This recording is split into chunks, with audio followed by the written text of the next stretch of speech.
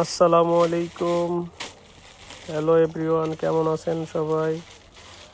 আজকে আমরা গাউসিয়া সিটি মার্কেটের দোতলায় চলে আসলাম। শুধুমাত্র সপ্তাহে মঙ্গলবারে পাইকারি সমারোহ।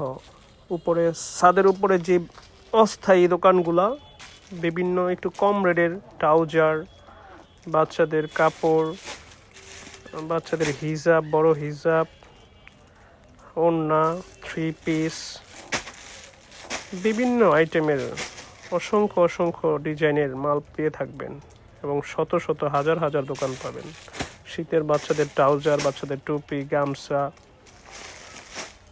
অনেক ধরনের আইটেম পেয়ে থাকবেন, যেগুলা সাধারণত একবারে যারা কম প্রাইসে নিতে চান তারা গাউসিয়া সিটি মার্কেট দোতলায় চলে আসবেন।